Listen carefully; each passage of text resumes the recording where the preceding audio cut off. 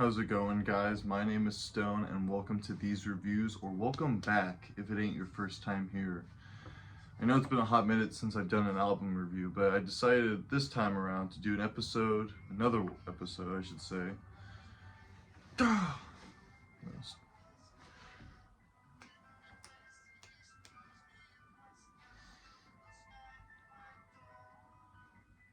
How's it going, guys? My name is Stone, and welcome to these reviews, or welcome back if it ain't your first time here.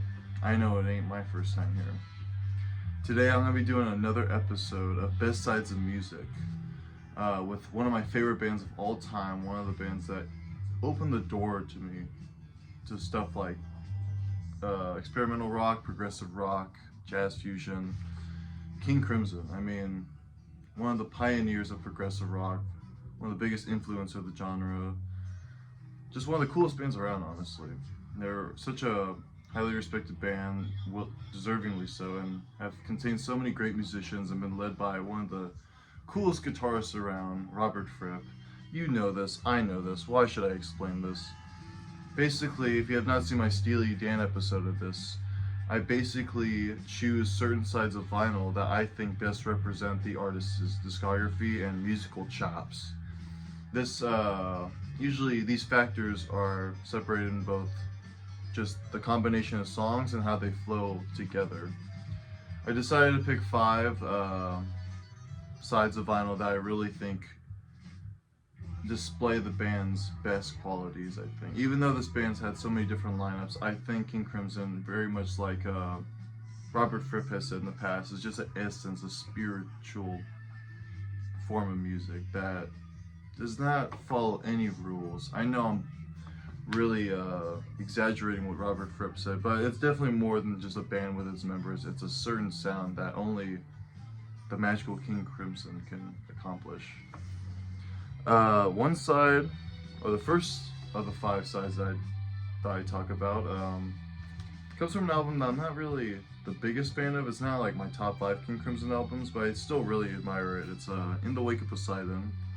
I decided to give the second side the 5 spot just because I think it's a really unique combination of songs that I think complement each other well and show a diversity of their catalog, even on their second album, which a lot of people say is kind of a copy of the debut, which I definitely kind of feel that way, but I feel the second side strays away from that notion.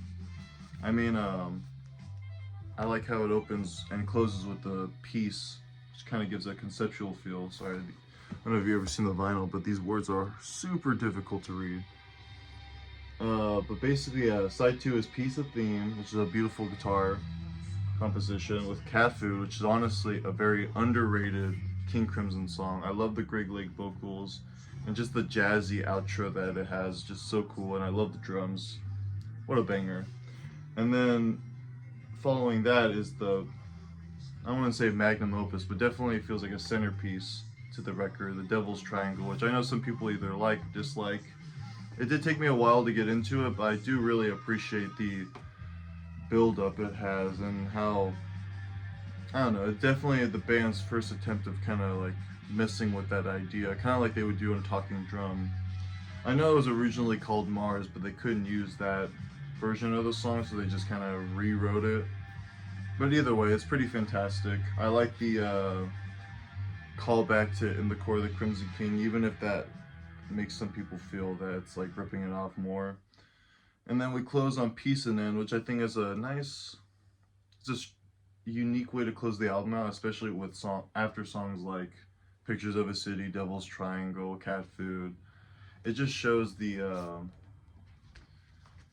amount of variety King Crimson can accomplish, even in moments like this where the band's kind of falling apart with Greg Lake leaving, bringing back one of the Giles brothers to, I think, play bass. Either way, though, great stuff. I wouldn't say it's the best starting point for King Crimson, but it's definitely an accomplished album. I give the thumbs up of approval. But after that, we get to an album that's very different from all their 70s output. Definitely their best 80s effort. King Crimson. Obviously King Crimson, but Discipline.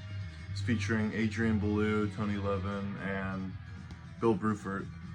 And I think, though this is very different from their earlier catalog, I think this stuff is just so. It's produced very beautifully. It's just magical. I love the guitar interplay between Bolu and Fripp, and I should say the first side is what I consider to be taking the number 4 spot on here. I just love the. It's only 4 songs. I think they complement each other really well. And they all just stand out individually too, with Elephant Talk being a great opener, really throwing the listener off after, 7, I can't imagine like waiting for the next King Crimson album after Red and then getting Elephant Talk being your opener. I can imagine that, I don't know, threw people off. Can't think of a better word. Made them bewildered, I don't know. And then following that is Frame by Frame, which is honestly one of the best tracks they had ever wrote. And then following that is Mata Kudasai, another track that I think is one of the most beautiful songs in the King Crimson catalog. And then Indiscipline, which is another favorite of mine. I know some people aren't a big fan of the talking that Tony Levin does on Elephant Talk and Indiscipline, but I think, I don't know, it adds kind of a theatrical sense to it, which I kind of like thanks to listening to stuff like Genesis and King Crimson. So yeah, I think out of all the 80s output, this is probably the best side of the trilogy of 80s albums. Great stuff, great stuff. Now the top 3 sides of vinyl are the top 3 King Crimson albums for me at least. And while this next one in the number 3 spot is my favorite King Crimson record, I'd say the two sides following it have a better flow. But I mean, the first side of this amazing album, I mean, one of my favorite albums of all time. This album blew my mind when I first heard it, more so than the 2 that followed. But I really think that the first side of Lark's Tongues and Aspect is just a masterpiece. Opening with Lark's Tongues and Aspect Part 1 is just such a magical song. Definitely a song I love listening to on special occasions. And the big thing that I like about this era of the band is just John Wetton's vocals. He's just such a great vocalist.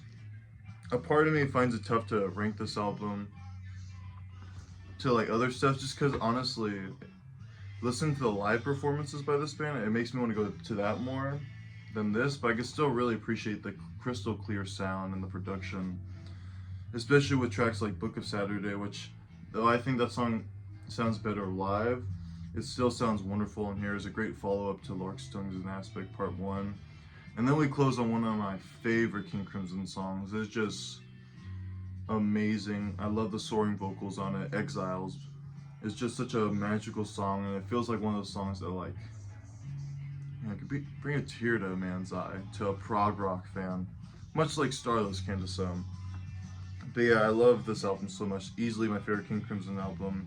I love the second side a lot too, for being much harder. But I do think, in terms of variety, I think side 1 of this album does a great job at blowing the listener away.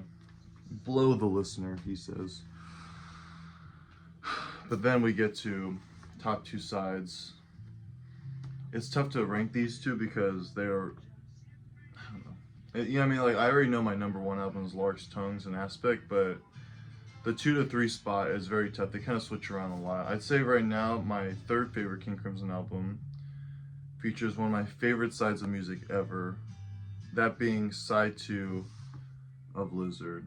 This is my very beat up copy, but it's proud owner of it because Lizard is just such an amazing record.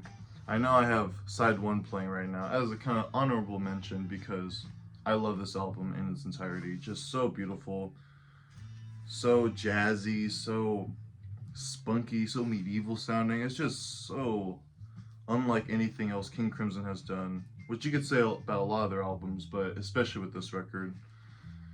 I mean, a lot of it too is just in the production, especially when it comes to side 2 with the title track Lizard being just, I don't know, it's one of my favorite songs ever. That's definitely a song I listen to on very, very special occasions.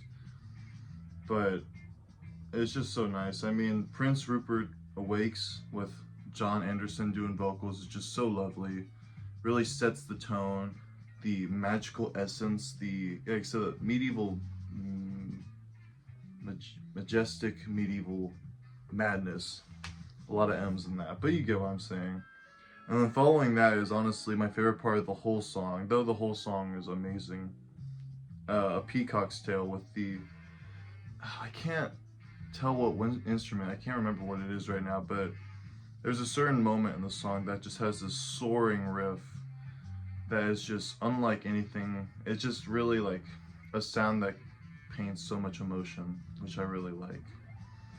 And I mean, this whole song does, especially with the following part of the Battle of Glass Tears with Gordon Haskell singing a little bit before it goes into utter madness and chaos, and with all this overlaying, these instruments overlaying each other, and just creating such a, I don't know, out of this world atmosphere that I really just applaud every time I hear it. Yeah.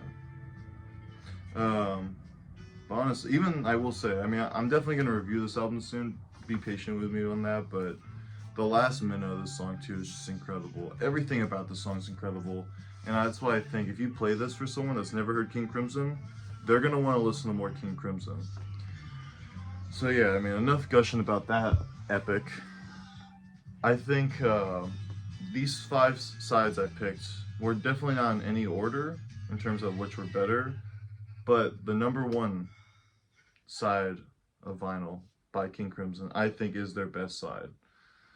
And you can definitely argue with me about it. I know there's some that haven't been mentioned, and there's just so many, I don't know, so much King Crimson to discuss. It's hard to narrow it down to 5, but I easily think, while this may be a noob choice, the first side of In the Core of the Crimson King does not display King Crimson any better. It's just, not only is it 3 amazing songs, 3 perfect songs, but it's 3 songs that balance each other out so well that it really captured my attention on first listen. I mean, that biggest example is definitely just 21st Century Schizoid Man into I Talk to the Wind. It's just beautiful how they were able to expertly craft these kinds of songs, especially with After I Talk to the Wind being the very ominous, powerful, very moving track epitaph that just, I feel like the part that's moving the most is definitely Greg Lake's vocals, but just everything about the composition of it is just out of this world. And though unfortunately this lineup of the band wouldn't last too long, it's just such, I don't know, they create such a magical blend of music that, I know I'm definitely rambling about it, but it's just unlike a lot of things I've heard, and like I said, was the gateway to a lot of other great music I would dive into, much like Soft Machine, Gong, other prog rock like Yes and Genesis. I mean, this album is just the best gateway drug. It is the marijuana of prog rock, and there's no doubt in my mind that if you were listening to this on marijuana, you would not be able to take your ears away from it because it's just something else. I almost wanted to put the second side on here, but I think, not the number 1 spot, of course, but just this whole album, and like, honestly, the top 3 King Crimson albums are perfect in my eyes, so you really can't go wrong here. So yeah, honestly, it's just a banger. One honorable mention I'll show just because I have it out. I meant to play it, but I do think the first side of Islands goes pretty hard too. And the second side, even though Ladies of the Road maybe is a bit jarring, going straight into prelude Song of the Goals, but regardless, dope album as well.